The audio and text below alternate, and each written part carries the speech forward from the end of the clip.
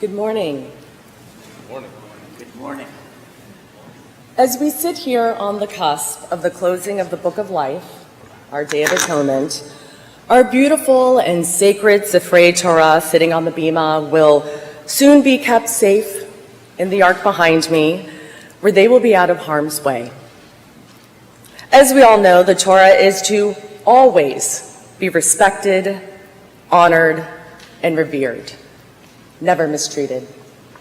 We know exactly where to find them when we seek the comfort and the wisdom of the words written on the scrolls that remind all of us Jews who we are and where we've come from.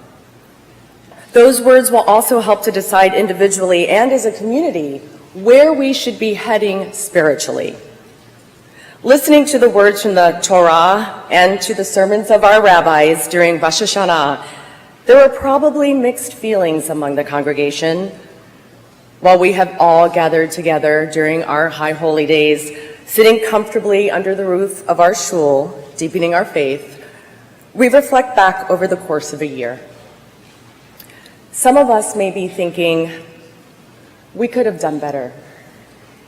We would have done more for others had there been enough time.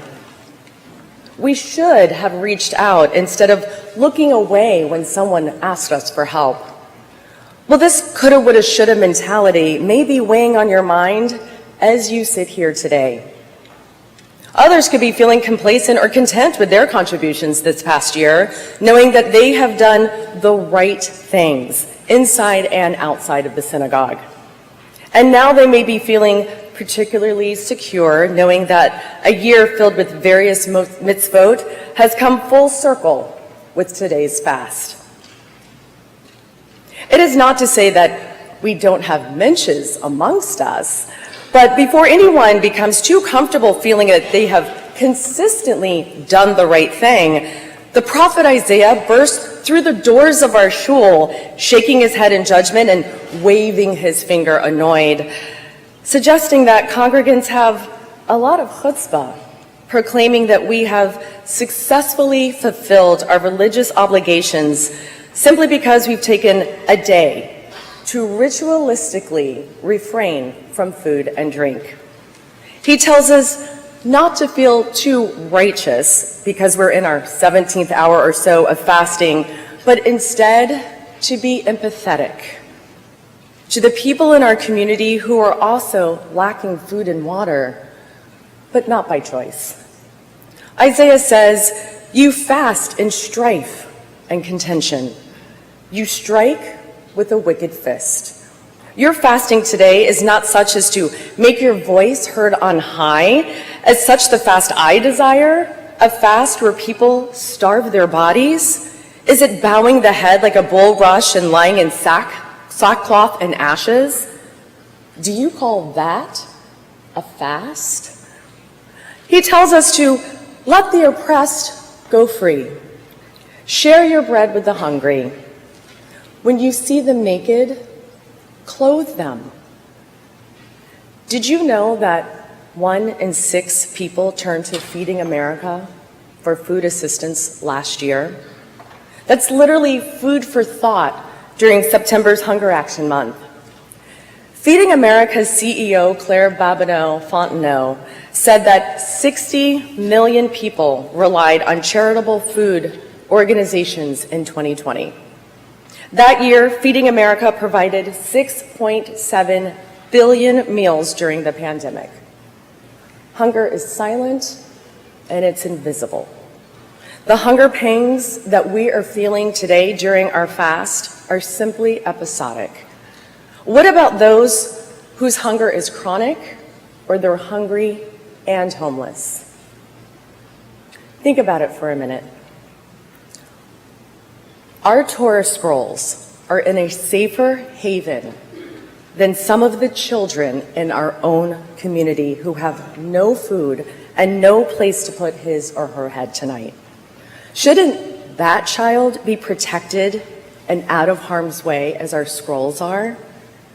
As I said a minute ago, we know exactly where to locate our Torah at all times, yet some of these children have no idea where their next location will be as they go from shelter to shelter?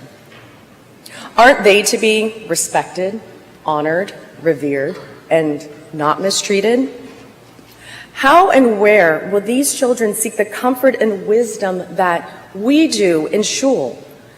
You know, I think back on my son Cameron's first Major League Baseball game.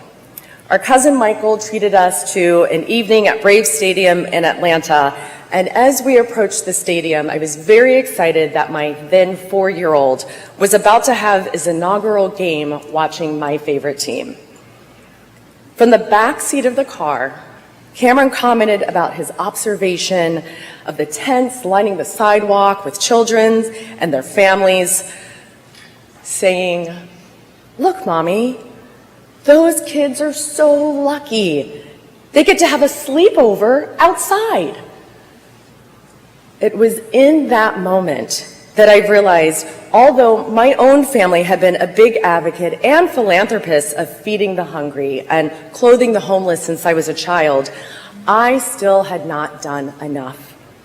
Up to that point, I had neglected to discuss with him what homelessness or hunger looks like on the surface, though we're all very well aware that being without food or shelter is not simply what one sees on the street. Let our individual deepening of faith and resolution this Yom Kippur give itself collectively to our congregation. Helen Keller said, "Alone we can do so little, but together we can do so much." Let us focus not on what we want to do while the gates of prayer are open. Let's focus on what we can do, should do, what we will do after they've been closed.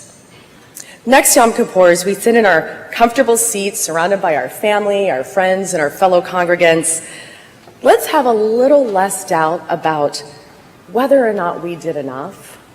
And instead, let's look at the coming year knowing that we could do just a little bit more.